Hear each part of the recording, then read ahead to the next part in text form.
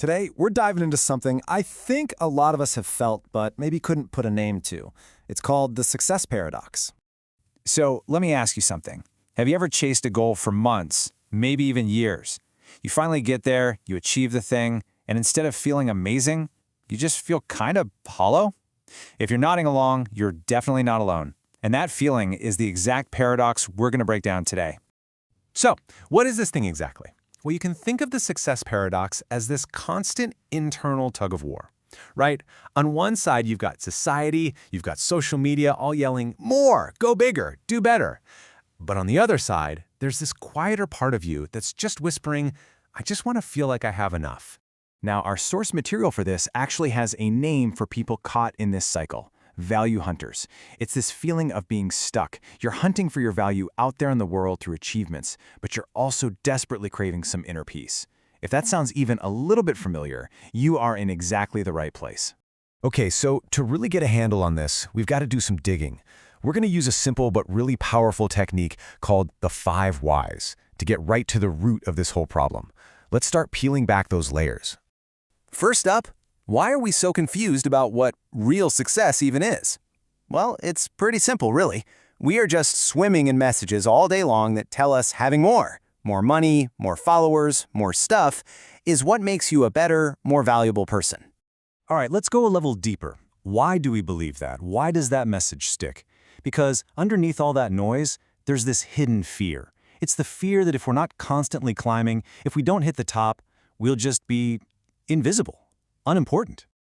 And why are we so terrified of being unimportant? This is where it starts to get really personal. For a lot of us, we were taught, usually without anyone saying it outright, that our value isn't based on who we are, but on what we do or what we own. And just think about how early this all starts. You know, back when we were kids, what got us attention? What got us praise? Usually it was winning the game, getting that A+, or having the cool new toy. That lesson got wired into our brains really early. Winning equals love. So that brings us to the final, deepest why. Why on earth does our brain cling to this old programming so tightly, even when it's clearly making us miserable as adults? What's really going on here? Well, here it is. The root cause is something called the achievement trap. This is the core belief, the deep down programming that's driving that whole empty feeling you get, even when you're winning. And here's the deal. What's happening on a really primal level is that your brain has made a false connection. It has literally linked your fundamental need for survival and love with this modern idea of having it all. And that's why slowing down doesn't just feel lazy. To your brain, it feels downright dangerous. So now that we know what's causing it, how does this trap actually show up? What does it feel like in day-to-day life? Let's go over 4 of the most common signs. Do any of these ring a bell? First, there's the never enough itch. That's that hollow feeling we talked about. Then there's comparison pain. You know, when a 5-minute scroll on social media makes you feel like a total loser. Next, work-life burnout, where you're so zoned in on achieving, you've actually forgotten how to just relax and have fun.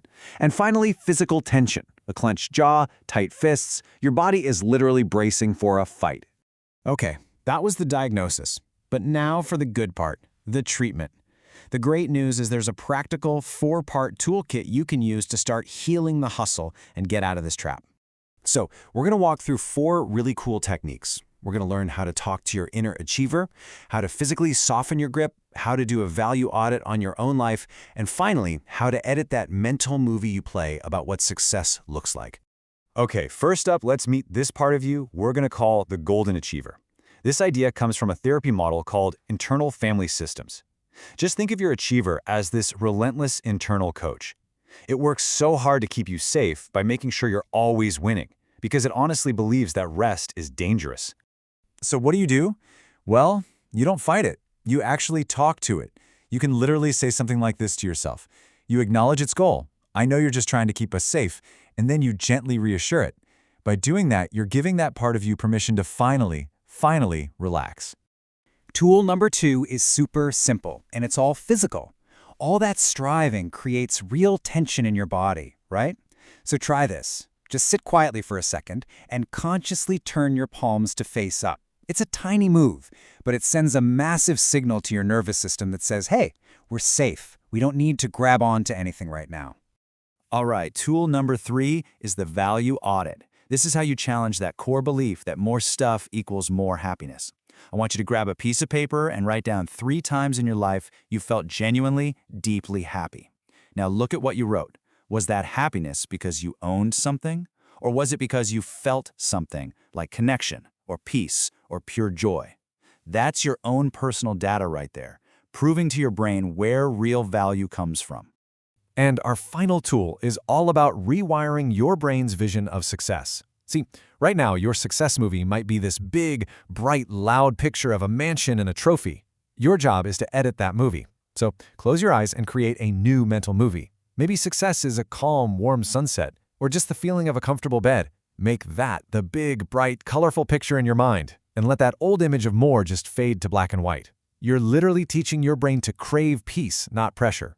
So when you put all this together, what does it really mean? It means you get to consciously edit your own future simply by redefining what the goal is in the first place. This isn't about giving up ambition. It's about aiming that ambition at a much, much better target. And if you take away only one thing, let it be this. Real success, the kind that actually lasts, isn't a pile of stuff you can collect.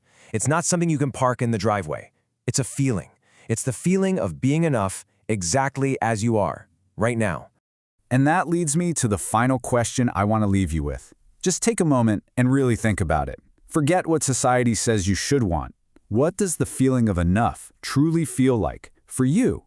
The answer to that question, that's the real prize.